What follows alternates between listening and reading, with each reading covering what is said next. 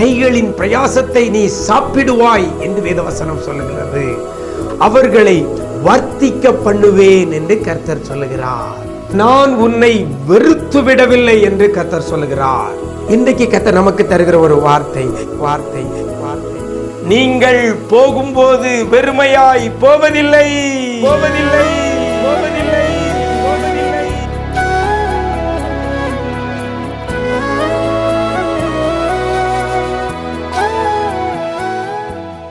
கிறிஸ்துவில் பிரியமானவர்களே, ஆண்டவரும் இரட்சகருமாகிய இயேசு கிறிஸ்துவின் ஈடு இணையற்ற நாமத்தில் உங்களுக்கு அன்பின் வாழ்த்துக்கள். நல்லா இருக்கிறீங்களா? எல்லாரும் ஆண்டவர் கிருபையில நல்லா இருப்பீங்கன்னு கர்த்தருக்குள் நம்புகிறேன். ஒவ்வொரு நாளும் கர்த்தர் ஒரு வார்த்தையை கொடுத்து உங்களை தேற்றுகிறதை, தைரியப்படுத்துகிறதை, கர்த்தர் பேரில் உங்களுடைய விசுவாசம் பெறுகிறதை நினைத்து மனதார ஆண்டவரை துதிக்கிறேன். நீங்கள் மாத்திரம் இந்த விசேஷித்த வார்த்தையை கேட்டு ஆசீர்வதிக்கப்படுகிறதோடு இருக்காதபடி உங்களை சார்ந்தவர்கள், உங்களுடைய நண்பர்கள், உங்களுடைய உறவினர்களுக்கும் இந்த விசேஷித்த வார்த்தையை குறைந்தது ஒரு 10 நபருக்காவது தினமும் நீங்கள் ஃபார்வர்ட் பண்ணி கொடுங்க. உங்களுடைய யூடியூப்பில் இந்த விசேஷித்த வார்த்தை இருக்கிறது. அநேகருக்கு அதை ஃபார்வர்ட் பண்ணி ஷேர் பண்ணி கொடுங்க. அவர்களும் இந்த வார்த்தையை பிடித்து கொண்டு ஜெபித்து ஆசீர்வாதத்தை தேவ சமூகத்திலிருந்து பெற்றுக்கொள்ள உதவி செய்யுங்கள். கர்த்தர் உங்களை ஆசீர்வதிப்பார். இந்த நாளிலே கூட கர்த்தர் நமக்கு தருகிற ஒரு வார்த்தை யாத்திராகமம் 3ஆம் அதிகாரம் 21ஆம் வசனத்தில் இவ்வாறாக சொல்லப்படுகிறது. நீங்கள் போகும்போது வெறுமையாய் போவதில்லை என்று கர்த்தர் சொல்லுகிறார். நீங்கள் போகும்போது வெறுமையாய் போவதில்லை. யாருக்கு சொல்லப்பட்டது? எகிப்தில் இருக்கக்கூடிய இஸ்ரவேல் ஜனங்களுக்கு சொல்லப்பட்டது. இஸ்ரவேல் ஜனங்கள் எகிப்து தேசத்தில் அடிமைத்தனத்தில் இருக்கிறாங்க. அவங்க பட்ட உழைப்புக்கு சரியான சம்பளம் கிடைக்கல.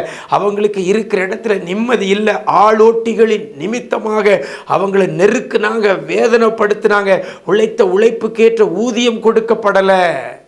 அப்படி கடினமாய் நடத்தப்பட்ட இஸ்ரவேல் ஜனங்களை பார்த்து கர்த்தர் சொல்லுகிற ஒரு காரியம், நீங்கள் போகும்போது வெறுமையாய் போவதில்லை என்று சொல்லப்படுகிறது.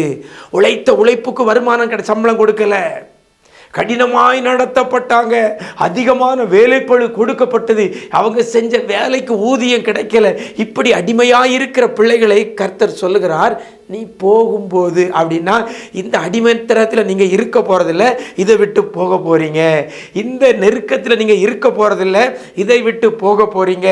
இந்த பாடு வேதனை உபத்திரவத்தில் நீங்கள் இனிமேல் இருக்க போகிறதில்ல, இதை விட்டு போக போகிறீங்க.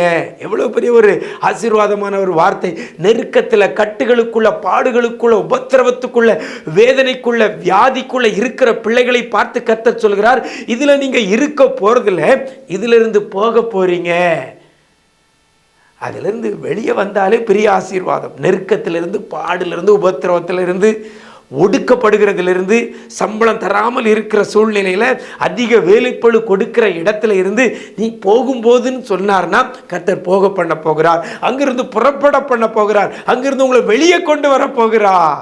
பாருங்க, அதுலேருந்து வெளியே எடுத்தாலே எனக்கு நிம்மதி அப்படின்னு நம்ம நினைக்கிறோம். சில இடங்களில் கொத்தடிமைகளாக வேலைக்கு ஆட்களை வச்சிருக்கிறாங்க. அவங்க எதிர்பார்க்குறதெல்லாம் என்ன? இங்கிருந்து யாரையாவது வெளியே எங்களை கொண்டு போயிட மாட்டாங்களா? இதிலிருந்து எங்களை புறப்பட பண்ணிட மாட்டாங்களா? இதிலிருந்து எங்களை வெளியே போக பண்ணிட மாட்டாங்களா என்று சொல்லி தான் எதிர்பார்ப்போம். அந்த சூழ்நிலையில் கர்த்தர் சொல்கிறார், நீ போகும்போது அப்படின்ட்டார். அப்படி நான் கொண்டு போகிறாரு.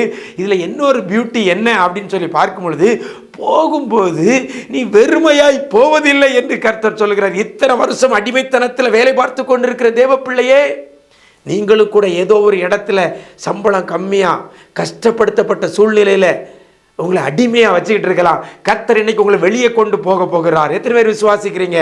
நீங்கள் வெளியே கொண்டு எத்தனை வருஷமோ நீங்கள் அங்கே கடினமாக உழைச்சிருக்கலாம். உழைப்புக்கேற்ற ஊதியம் உங்களுக்கு தராமல் இருந்திருக்கலாம்.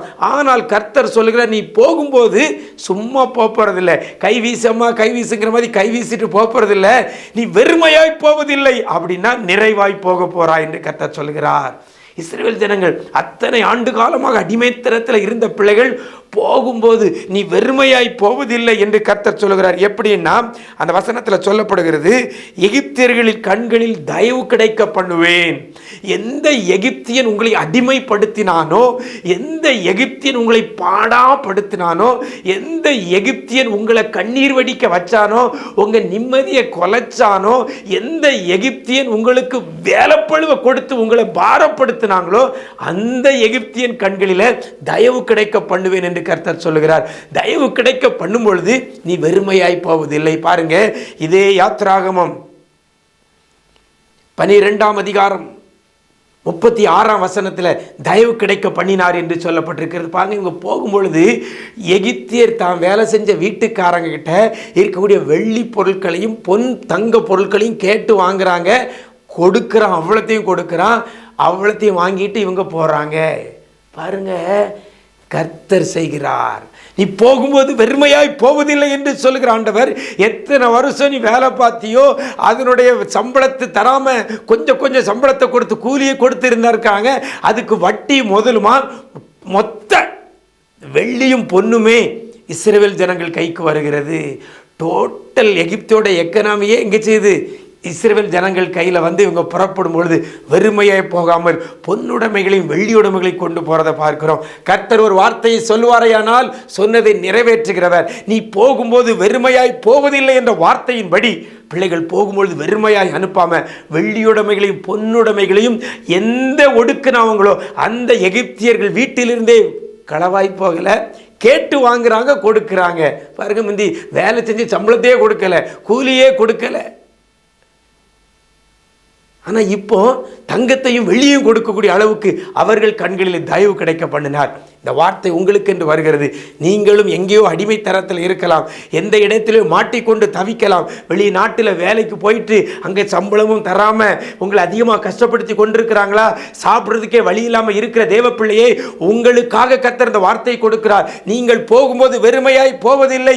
யார் உங்களை நெருக்குனாங்கோ அவங்க கண்களிலே தயவு கிடைக்கும்படி கர்த்தர் செய்ய போகிறார். இந்த வார்த்தையை பிடித்து கொண்டு ஜெபம் பண்ணுங்க. யார் யார் ஒடுக்கப்பட்டு கொண்டிருக்கிறீங்களோ, யார் யார் ஒன்றும் இல்லாமல் இந்த வெறுமையான நிலையில் இருக்கிறீங்களோ, கர்த்தர் உங்களுக்கு இந்த வார்த்தையை கொடுக்கிறார். அவருடைய பிள்ளையாக இருங்க, அவருடைய ஜனமாக இருங்க. நீங்க போகும்போது வெறுமையாய் போவதில்லை. அப்படிப்பட்ட கிருபையை கர்த்தர் தருவாராக. நாம் ஜெபிக்கலாமா? எங்களை நேசிக்கிற அன்பு நிறைந்த ஆண்டவரே, இந்த ஆசீர்வதிக்கப்பட்ட இந்த நல்ல நாளிலேயும் கூட ஒரு நல்ல ஒரு வார்த்தையை கொடுத்து பிள்ளைகளை தேற்றி இருக்கிறீங்க. உமக்கு நன்றி. யார் யார் அடிமைத்தனத்தில் இருக்கிறாங்களோ, யார் யார் ஒடுக்கப்படுகிற சூழ்நிலையில் இருக்கிறாங்களோ, யார் யார் நெருக்கப்படுகிற சூழ்நிலையில் இருக்கிறாங்களோ, உழைப்புக்கேற்ற ஊதியம் இல்லாதபடி கஷ்டத்தில் இருக்கிறாங்களோ, அப்படிப்பட்ட பிள்ளைகளை உம்முடைய சமூகத்தில் கொடுக்கிறோம். போகும்போது வெறுமையாய் போவதில்லை என்ற வார்த்தையின்படி இஸ்ரவேல் ஜனங்கள் எகிப்திலிருந்து புறப்படும் பொழுது வெறுமையாய் போவாதபடி அவர்கள் கண்களிலே தயவு கிடைக்க பண்ணி வெள்ளியுடைமைகளையும் பொன்னுடைமைகளை கையோடு கொண்டு போனார்களோ, அதுபோல பிள்ளைகளை நிறைவாக்கி நீர் அனுப்புவீராக. இரு பரிவாரங்களை கொடுத்து பிள்ளைகளை நீர் ஆசீர்வதிப்பீராக. வெட்கப்பட்ட, துன்பப்பட்ட, உபத்திரவப்பட்ட நாட்களுக்கு சரியாக மகிழ்ச்சியாக்குகிற கர்த்தர் கைகளிலே நிறைவான பலனை கொடுத்து பிள்ளைகளை ஆசீர்வதிப்பீராக. இந்த நாள் முழுவதும் பிரசன்னத்தில் மூடிக்கொள்ளுங்க, இரத்த கோட்டைக்குள்ளே மறைத்துக் கொள்ளுங்க. மீட்பர் இயேசுவின் மூலம் ஜெபிக்கிறோம் நல்ல பிதாவே. ஆமேன், ஆமேன். பிரியமானவர்களே, கர்த்தர் மீண்டும் உங்களுக்கு சொல்லுகிறார், நீங்கள் போகும்போதும் வெறுமையாய் போவதில்லை. கர்த்தர் உங்களுக்கு தயவு கிடைக்க பண்ணுவார். God bless you.